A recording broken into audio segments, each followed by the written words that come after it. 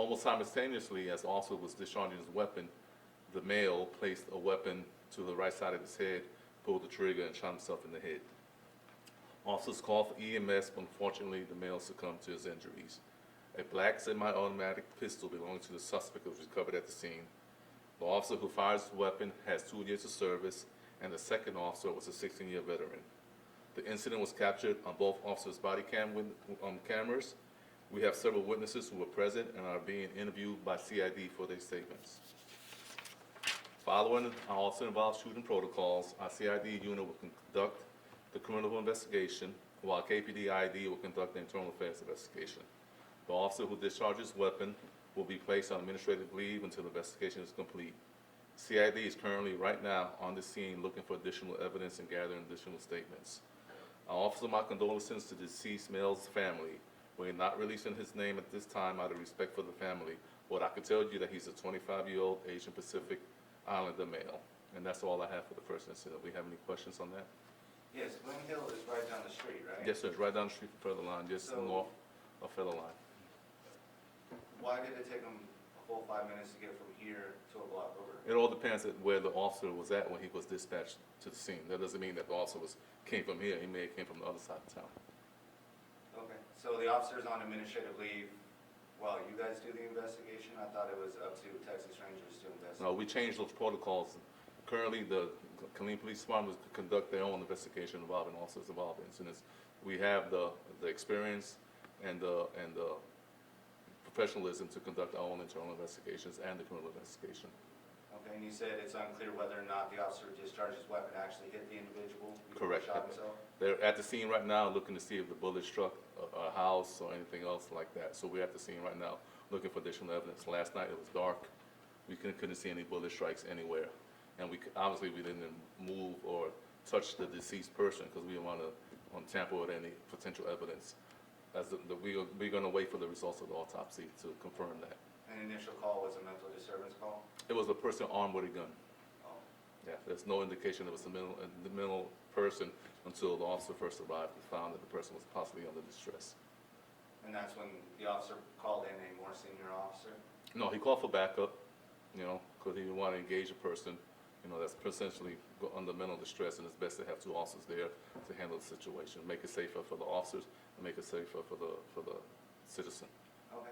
Is this a type of situation where you could have employed some of the new tactics as far as mental health response that the police department's been trying to? It could have been. It could have been, but the incident happened so fast, it would have been hard while we wait for the person, the mental health responder, which we're trying to get another mental health co-responder to be part of the KPD, and that's something we're going to bring to City Council in the next few weeks. But right now, we don't have those capabilities. And the incident happened so quick, it happened in a split second. Okay. Yes. So I was at the scene last night, not long after that call came in, and y'all had notified the public about it. And per the Facebook post, it said there would be a media staging area. So I'm just kind of curious as to why on the scene of a very violent crime or whatever it may be, that there was nobody there present to speak with. Well, I was there for about an hour. Oh, okay. And I waited for an hour, and I'm not going to wait on like long. It was a long day, and I had to come back to work and be here at 6:30, 7 o'clock in the morning. In the future, please, if you want to come out, call Ophelia and let her know that you're coming, and I'll be happy to stand by and wait. But I'm not going to wait all night. What efforts are just being done to be transparent with the public? I know there was a lot of misinformation going on online, and there wasn't a lot coming out from the police department, so just what efforts are you guys doing as a department? We're going to continue to put out Facebook posts, Twitter posts, and any social media channels that we have. We are being very transparent with the incident, but since the incident occurred overnight, late at night, it's kind of hard trying to gather information. Then when you had the second incident, a lot of the detectives that worked that incident had to go to the double murder scene, as I'm describing it in a minute. I wanted to bring everybody together this afternoon so that you hear the story from me and with all the facts that we currently have. We may have additional information, but as of right now, these are the facts that we currently have, and I'm happy to share them with you. Thank you. All right. Yeah, find my notes for the second one. Okay, ready for the second one? That's it. Okay, the second incident I'm briefing you on is our 10th homicide of the year. At approximately 11:45 p.m., KPD was dispatched to the 900 block of Adams in response to a shots fired call. KPD was dispatched at 11:46 and arrived at 11:50. Upon arrival, officers discovered a deceased male in the apartment with a gunshot wound to the head. There were other potential witnesses and suspects in and around the apartment. The deceased person was a 51-year-old African-American male. While officers were conducting the initial investigation, we received a call about 2 additional gunshot victims who were transported to the Signature Care Clinic at 800 West Central Texas Expressway by unknown persons. Officers responded to the Signature Care and found a 30-year-old African-American female with a gunshot wound to the face, a grade sheath, nothing serious, and the deceased 36-year-old African-American male with a gunshot wound to the chest. 4 9mm shell casings were discovered inside the apartment, but as of this time, no weapon has been recovered. We do not know the reason for the incident at this time. Several witnesses have given conflicting statements ranging from it being to the disturbance to dispute over narcotics. This investigation is very active and ongoing as we speak right now. We're not releasing the names of the deceased pending notification of their families, which we have not been able to successfully contact them.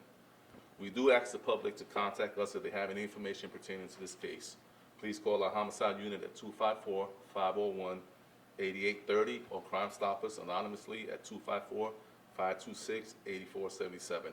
That's all information I currently have on the case. Like I said, we're actively investigating it. As soon as we get a lead, we're going to put it out. We want to get this person or persons in custody as soon as possible. I'm available to answer any questions.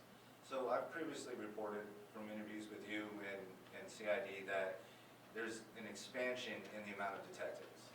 And you brought up that detectives had to leave the scene over here to go to that scene. Correct. How many detectives did you have on staff? It all depends. I don't have that number right now. It all depends on the complexity of the scene. This scene here was contained. That could be handled with 3 or 4 detectives. Remember, there's several tasks that detectives are doing. It's not just one person doing it. You have to gather evidence. You have to gather witness statements. We have that new live scan system. So we have several different pieces of the investigation going on at the same time. So it takes several detectives doing it. The scene at the apartment complex, the homicide, I anticipate that requires more people because you have two different active scenes going on at the same time.